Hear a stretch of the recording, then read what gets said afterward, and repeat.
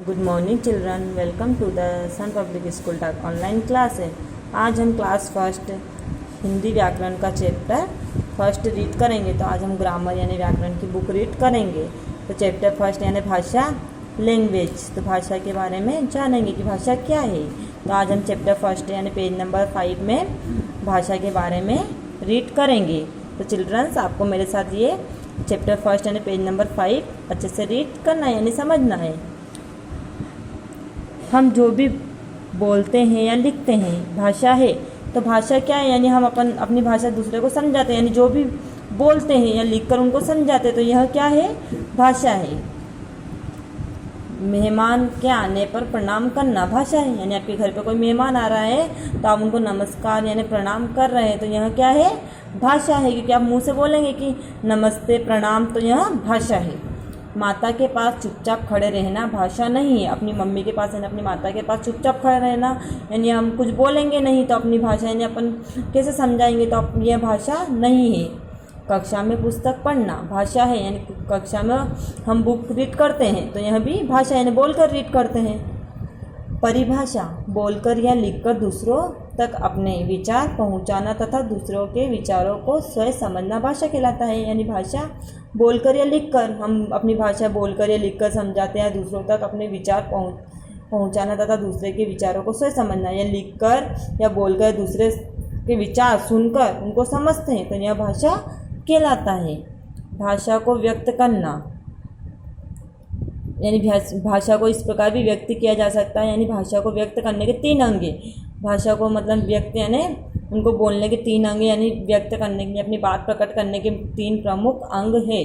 तो वह भाषा के बोलना, लिखना, समझना है 3 प्रमुख अंग। यानी हम अपने अंग यानी 3 प्रमुख रूप, यानी बोलना, हम बोलकर अपनी भाषा प्रकट कर सकते हैं, लिखकर या समझाकर भी अपनी बात दूसरों को बता सकते हैं या समझ सकते हैं उनकी बात सुनकर।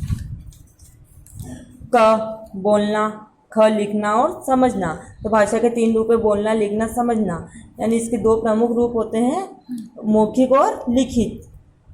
तो अभी हम इसमें क, ख और ग के बारे में जानेंगे। बोलना, यह भाषा को बोलकर व्यक्त किया जा रहा है। पुत्र का माँ से खाना मांगना, यानी भाषा, बेटा अपनी माँ से खाना मांग रहा है तो यह बोलकर वह बोल रहा है कि माँ मुझे भूख लगी है तो खाने के लिए, तो यह बोलकर व्यक्त किया गया है। तो यह कौन सी भाषा है, बोलना। तो ओरल में बोल रहा है तो यह बोलने वाली भाषा है। अन्य उदाहरण, यानी अन्य उदाहरण दे रखे हैं नीचे। अध्यापिका का छात्र को कक्षा में बुलाना, यानी अध्यापिका छात्र को कक्षा में बुलाते हैं तो वो बोलकर बुलाएंगे, तो यह भी बोलना यानी बोलकर बुलाना, तो यह भी भाषा हुई। लिखना, छात्रा का कक्षा कार्य करना, यानी छात्रा जो लड़की है कक्षा में लिख रही है यानी कार्य कर रही है, तो यह भाषा का प्रयोग लिखकर किया जा रहा है। यानी अपनी बात को कोई भी समझाता तो लिखकर या बोलकर या सुनकर समझकर प्रकट करते हैं, तो यह लिखकर अपनी बात का प्रयोग कर रहे हैं, यानी भाषा का प्रयोग कर रहे हैं।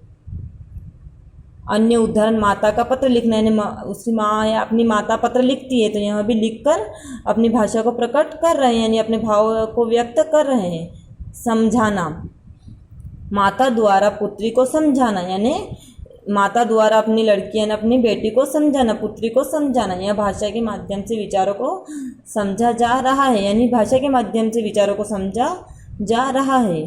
यानी उसकी माता बोल रही है, पुत्री समझ रही है, तो ये बोलकर ही समझा रहे हैं और वह सुनकर समझ रही है, तो यह भी भाषा का एक रूप यानी समझना।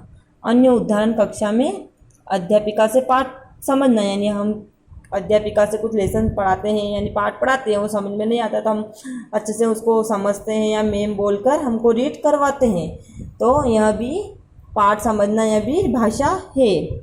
इस प्रकार हम कह सकते हैं कि भाषा के माध्यम से विचारों को बोला जाता है, लिखा जाता है और समझा जाता है। इस प्रकार भाषा को बोलना, लिखना और समझना, इस प्रकार बोला जाता है, लिखा जाता है और समझा जाता है। तो चिल्ड्रंस, आज हम इतना ही पढ़ेंगे, भाषा का प्रयोग, यूज़ ऑफ लैंग्वेज। यहाँ से हम हमारी नेक्स्ट वीडियो में रीड करेंगे। तो चिल्ड्रंस, आपको ये पेज नंबर 5 अच्छे से समझ में आया होगा और हम हमारी नेक्स्ट वीडियो में पेज नंबर 6 रीड करेंगे। ओके।